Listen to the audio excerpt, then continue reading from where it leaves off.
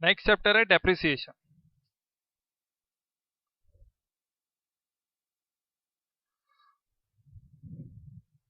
किसको बोलते हैं हम depreciation?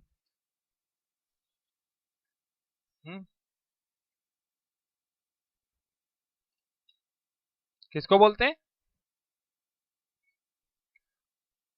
Decrease in value of fixed assets. Fixed assets की वैल्यू क्यों डिक्रीज होती है? यूज होने के कारण, wear and tear, passage of time, new technology, हाँ ऑब्सोलिसेंसीज बोलते हैं जिसको। पुरानी टेक्नोलॉजी आउटडेट हो गई और नई टेक्नोलॉजी की तो पुरानी टेक्नोलॉजी की वैल्यू क्या हो जाती है? कम। तो ये सारे रीजंस है जिसके बेसिस पे हम क्या करते हैं? डेप्रिसिएशन कैलकुलेट करते हैं, मतलब किसी भी एसेट्स की वैल्यू डिक्रीज होती है। ठीक है। डेप्रिसिएशन निकालने के 11 to 12 मेथड्स है। ठीक। बट जो दो मेन सबसे इंपॉर्टेंट है जो बाय लॉ अप्रूव्ड है वो है straight line method and fixed install sorry reducing balance method. ठीक।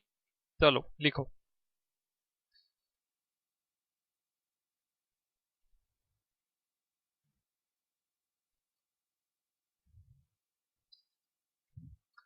Decrease in value of assets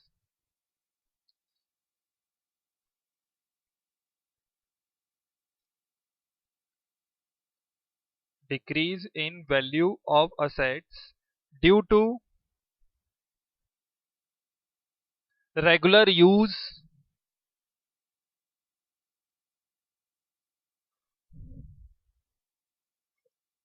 wear and tear, regular use, comma, wear and tear, comma, passage of time,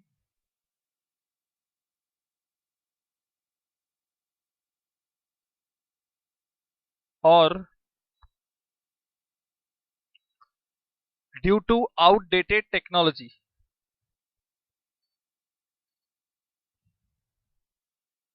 That is, new technology comes into market. That is, new technology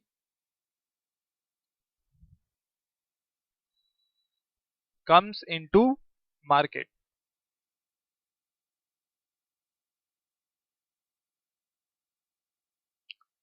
is known as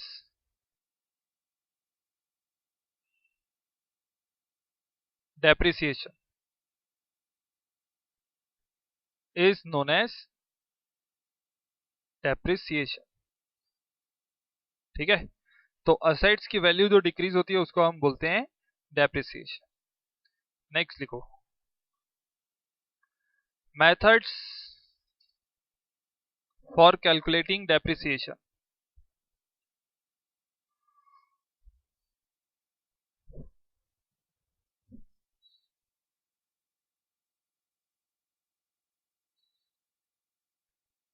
first लिखो straight line method.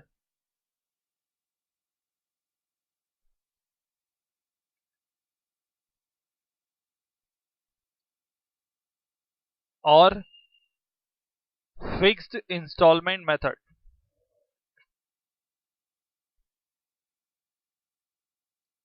और fixed instalment method लिखो, dash करके लिखना।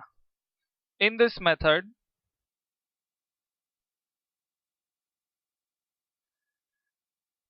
depreciation is calculated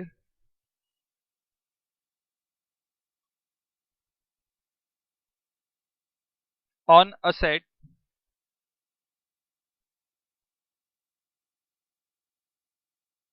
depreciation is calculated on asset every year at cost। at cost।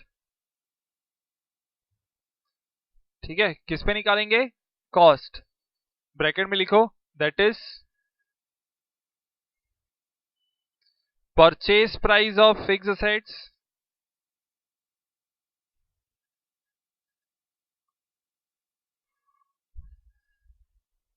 Plus freight freight FREIGHT plus installation और erection charges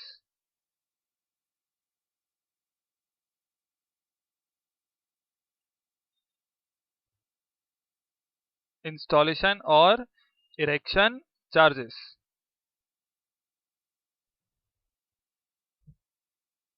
लिख लिए? ठीक, bracket close कर दो, आगे लिखो उसमें आप due to same amount of depreciation, हाँ इसी में, due to same amount of depreciation every year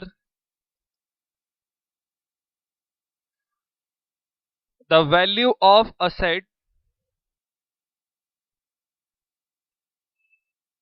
can become zero,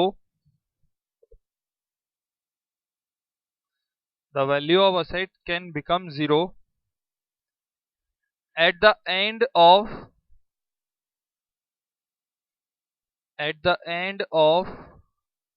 life of asset,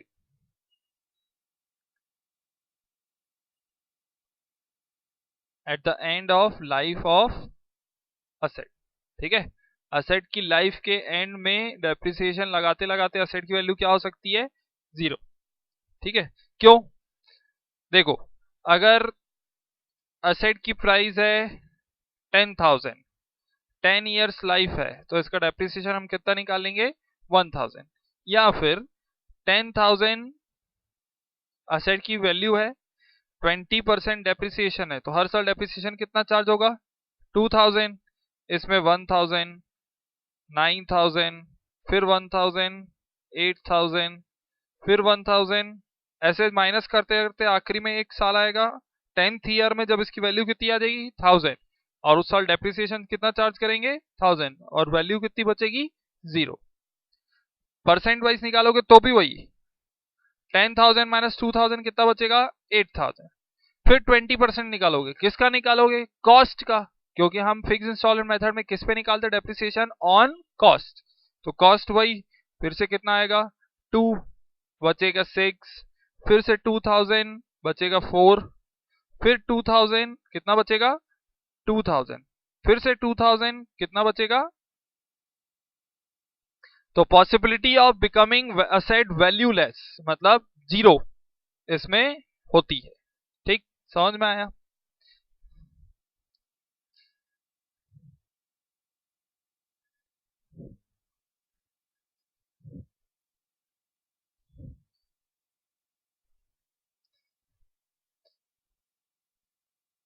calculation of depreciation, calculation of depreciation.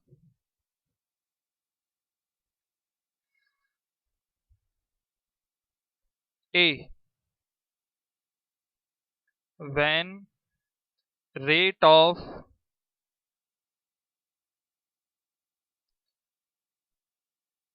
depreciation is not given,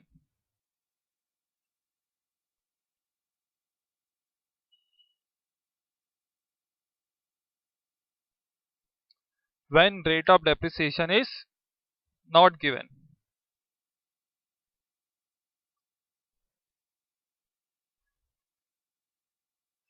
depreciation is equal to cost of asset plus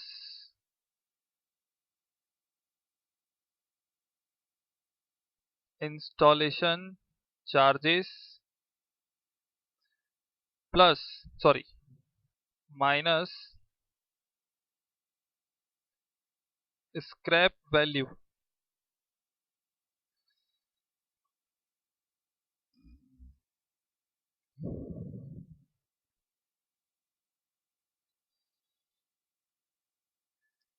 divided by life of asset.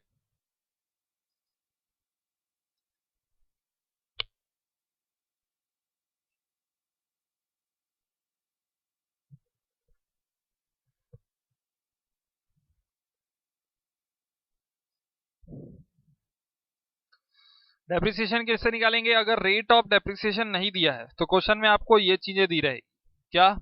Asset की cost जितने में purchase किए उसमें installation charges को add कर देंगे, minus करेंगे scrap value और divided by life of asset. ठीक है, अब यहां लिखो स्क्रैप वैल्यू। किसको बोलते हैं स्क्रैप वैल्यू?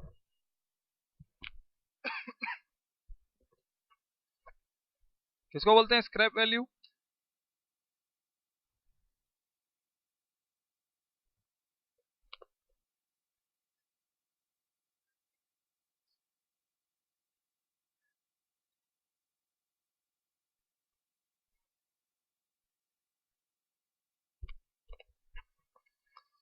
लिखो, value which can be realise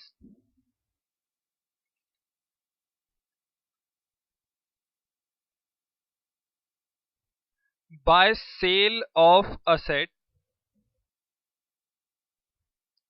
value which can be realized by sale of asset after its estimated life।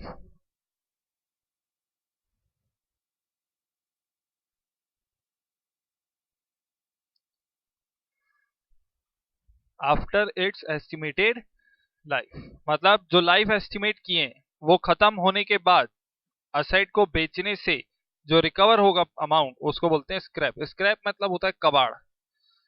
तो 10 साल मशीन की लाइफ है, 10 साल के बाद उसको कबाड़ मान लिया जाता है, स्क्रैप मान लिया जाता है। इसलिए तो अगर मिनिमम वैल्यू हम निकालते हैं कि अगर इसको हम कबाड़ में बेचेंगे तो कितना पैसा मिलेगा, ज्यादा हम बिक गया तो अच्छी बात है, बट मिनिमम हमको कितनी अमाउंट मिलेगी, इसलिए इसको बोलते हैं स्क्रैप वैल्यू। ठीक है। B, when rate of depreciation is given,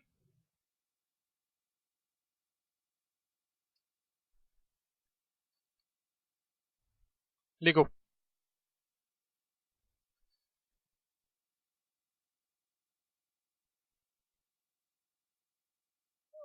depreciation is equal to cost of asset plus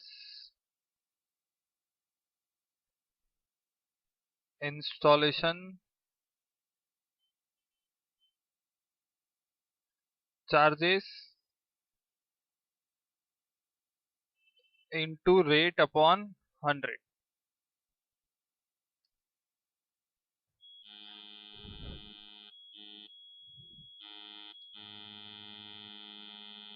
अगर रेट ऑफ डेप्रिसिएशन क्वेश्चन में दिया है तो cost of asset plus installation charges minus sorry into rate upon 100। ठीक।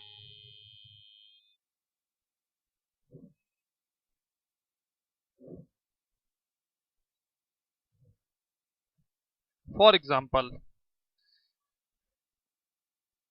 आपको scrap value दी हुई है 5000, life दी हुई है 10 इयर्स, कॉस्ट दी हुई है एसेट की 25,000, तो डेप्रिसिएशन कितना आएगा?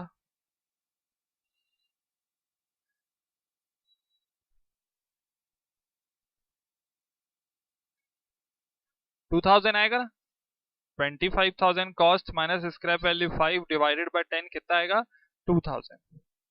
ये सब इंफॉर्मेशन दी हुई है और डेप्रिसिएशन का रेट दिया हुआ है, या ये नहीं दी हुई है।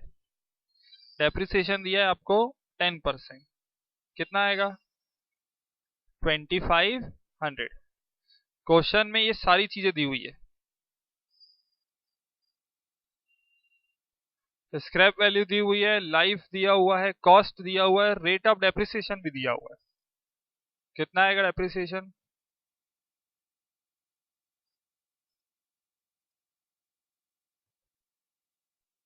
हाँ सब दिया है।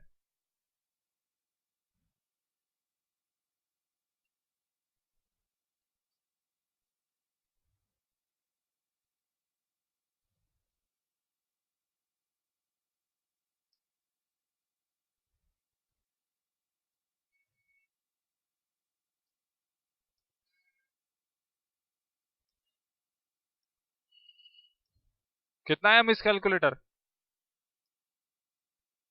नहीं है?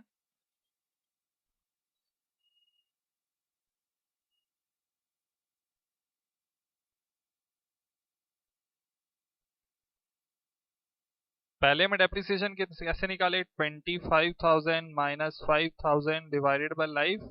जो पहला फॉर्मूला लिखवाया 2,000,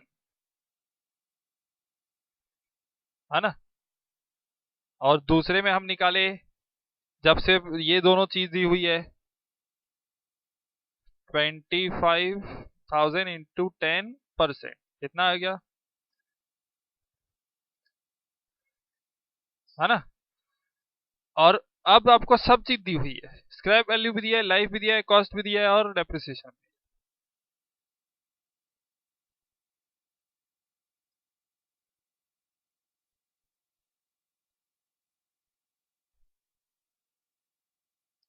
कितना आएगा?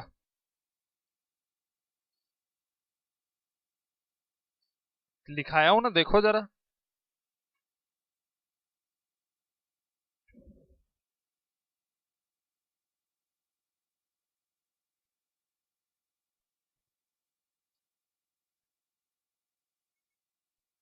2,500।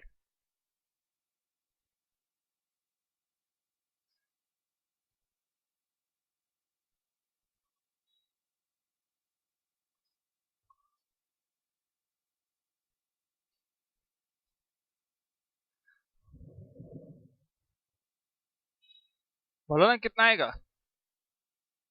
कुछ नहीं आएगा।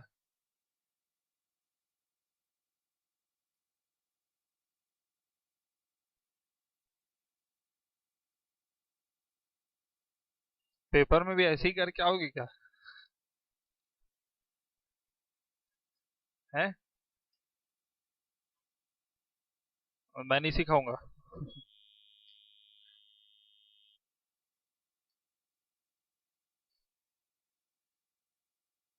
बोलो ना।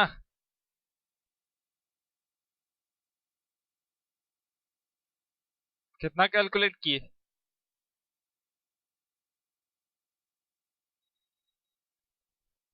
है?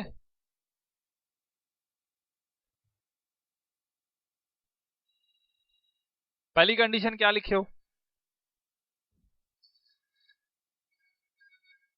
When rate of depreciation is, तो ऊपर वाला निकाल लिए, कितना आया? 2,000। रेट ऑफ डेप्रिसिएशन नहीं दिया था। दूसरी कंडीशन क्या लिखे?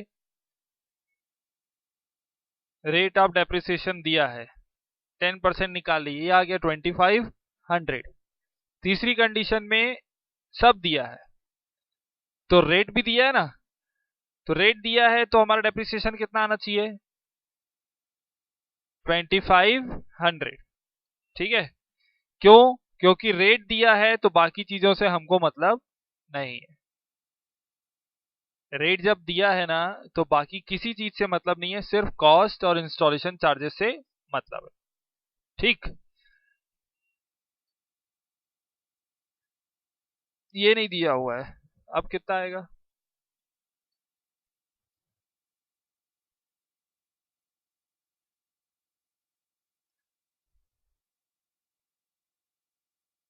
कितना आएगा?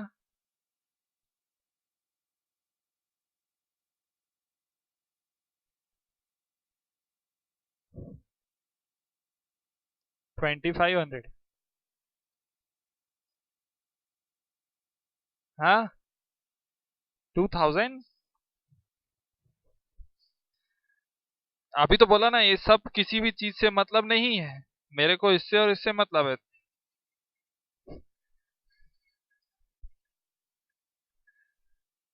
चेकर पेपर चेक करके दे देगा ना, तो हाँ, यही तो बोल रही थी मैं। कैसे काट दिए तुम? ठीक, तो लाइफ दी हो, स्क्रैप वैल्यू दी हो, कॉस्ट दिया हो, इंस्टॉलेशन चार्जेस दिया हो और रेट दिया है, तो लाइफ और स्क्रैप स्क्रैप वैल्यू हमारे काम का नहीं। या सिर्फ स्क्रैप वैल्यू, कॉस्ट और डेप्रिसिएशन दिया तो भी ये हमारे काम का नहीं। ठीक, समझ में आया? समझ में आया? नेक्स्ट लिखो, second method,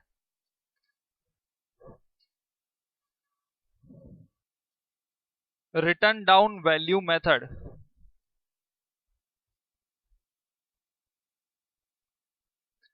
return down value method और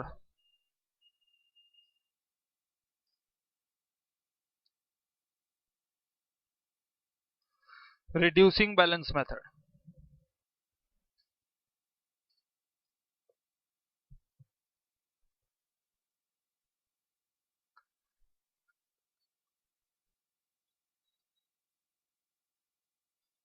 लिखो इसमें,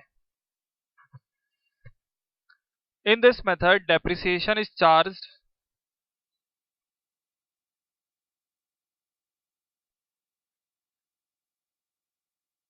in this method depreciation is charged on, capital letter में लिखना, opening balance of asset, opening balance of asset each year.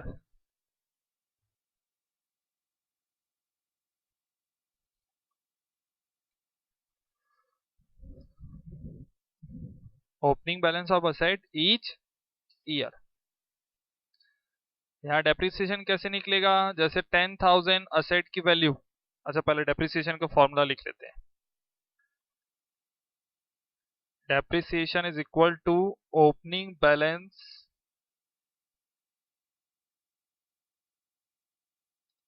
Into rate upon 100।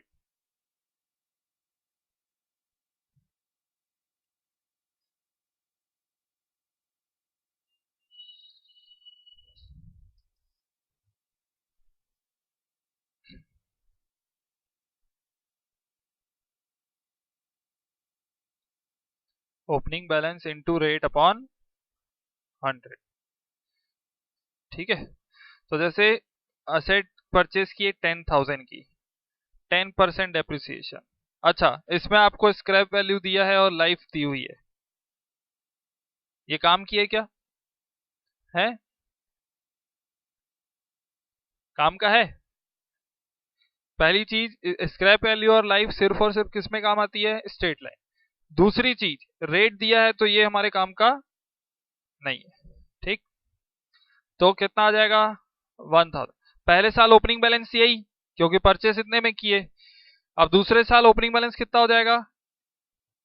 इसका 10% निकालेंगे, कितना आएगा? तीसरे साल ओपनिंग बैलेंस कितना? इसका 10% निकालेंगे, कितना आ जाएगा? ठीक है, तो ऐसे ही हम क्या करते जाएंगे, कैलकुलेट करेंगे। किस पे निकाल रहे हैं हम? हर साल के ओपनिंग बैलेंस पे। इस पे असेट की वैल्यू 0 होगी, 1 रुपए आपकी वैल्यू बची, अब 0 हो जाएगी। आपका बैलेंस, ओपनिंग बैलेंस अब 1 रुपए बच रहा है, 1 रुपए आया, 1 रुपीज। तो असेट की वैल्यू 0 हो जाएगी क्या? कभी नहीं हो सकती। फिर 1 रुपए का 10% निकालोगे, कितना आएगा? 0.1। कितना बचेगा? 0.9। फिर इसका 10% निकालोगे, 0.9 माइनस कर दोगे इसमें से, 0.09।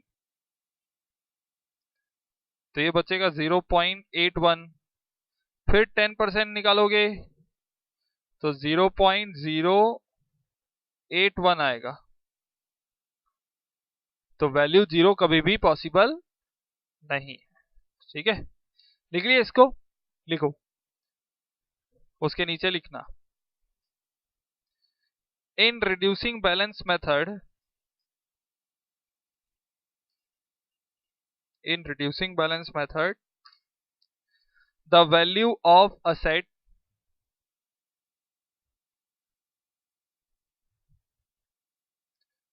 can never be can never become zero. ठीक है, समझ में आया? क्यों जीरो नहीं होगी? क्योंकि रिड्यूस बैलेंस गिरते जाएगा बट वो जीरो कभी भी नहीं होगा। ठीक है, नोट लिखो आप।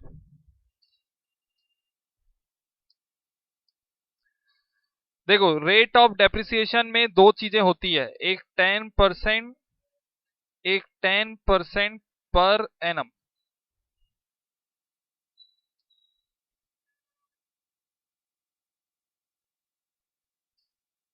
क्या डिफरेंस है?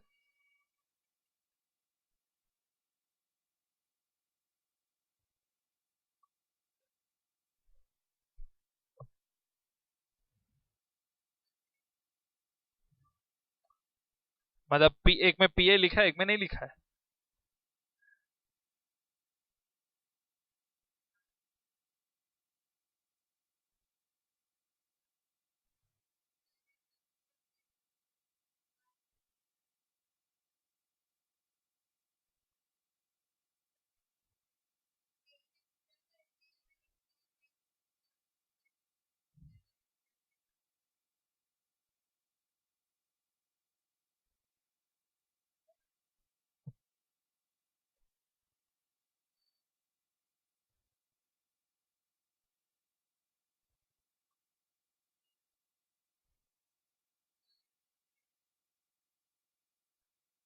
पर एनम में जोर से बोलो ना, जोर से बोलो। बोला तो कुछ नहीं, कुछ नहीं बोलने थोड़ा बोला मैं।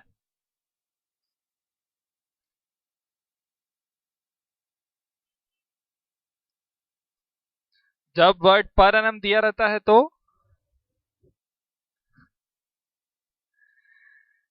1 जुलाई को असेट परचेस कर रहे हो, ईयर स्टार्ट होता है अप्रैल टू 31 मार्च, कुछ नहीं मिलेगा उसमें। ठीक है, कब खरीदे? 1 जुलाई।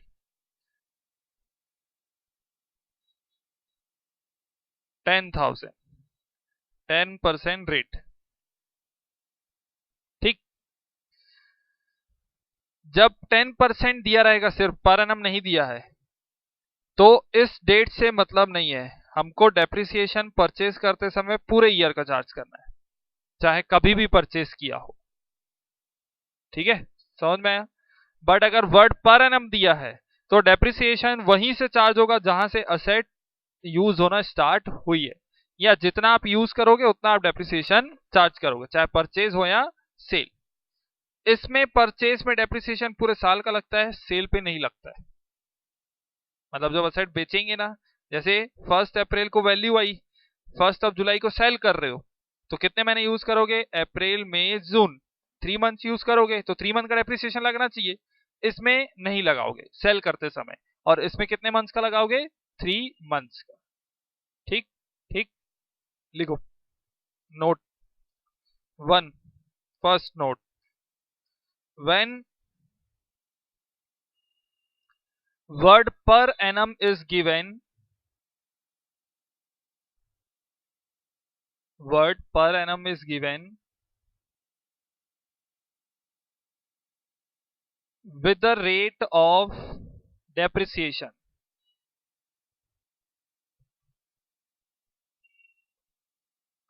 with the rate of depreciation।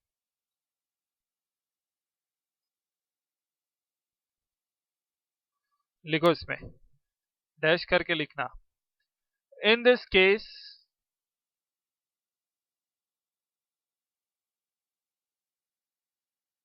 depreciation will be charged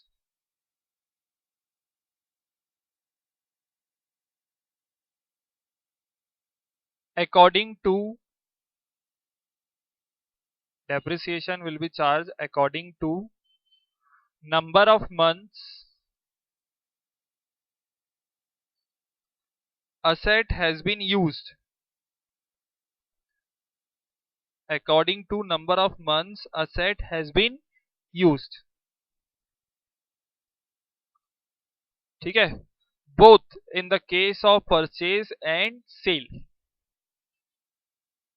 Number of month a set has been used both in the case of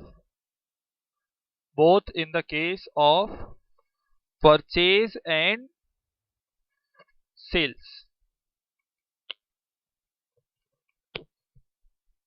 ठीक है, समझ में आया?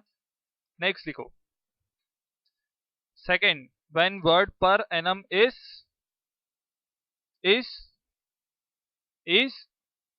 not given.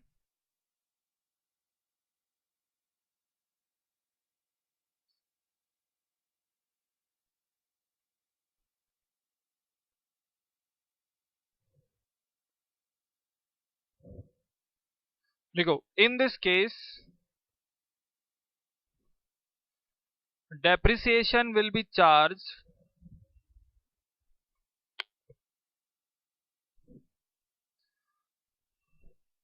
for whole year.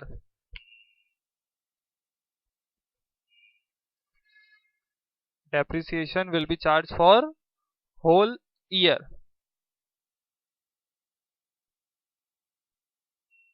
क्या लिखे? In this case at the time of purchase,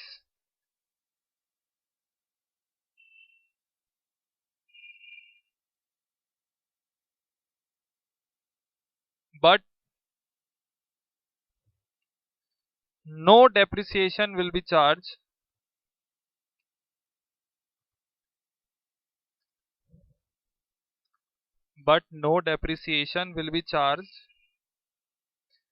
at the time of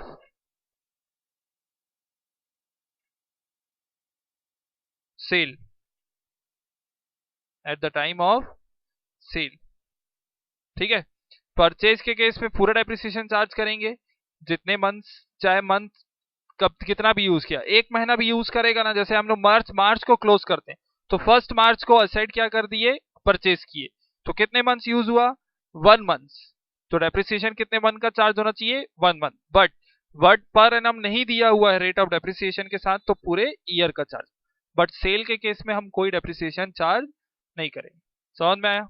next लिखो, accounting methods of depreciation.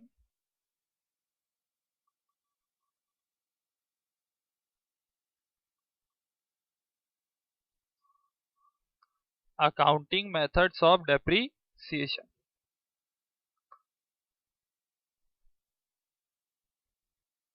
First, when provision for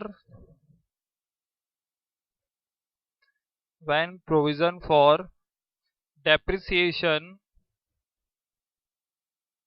is not maintained, when provision for depreciation is not maintained, in this case only two accounts will be prepared. First, in this case only two accounts will be prepared. First, asset account. Second, depreciation account.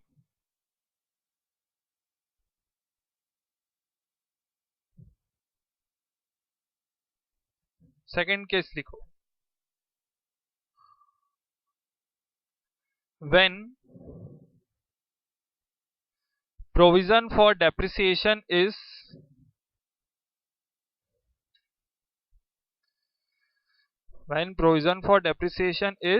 maintained.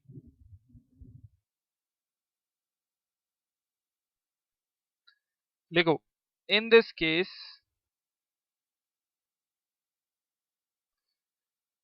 three accounts will be open. Three accounts will be open in books of accounts. In books of accounts. First,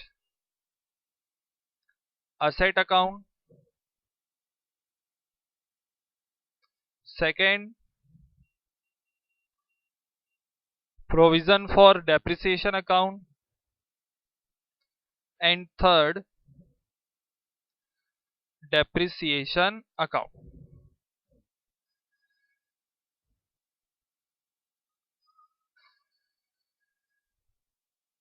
इसकी depreciation मतलब इसकी entry कैसे होगी, ये हम लोग accounts बनाएंगे ना तब समझा दूंगा। ठीक है, हो गया, बाकी कल।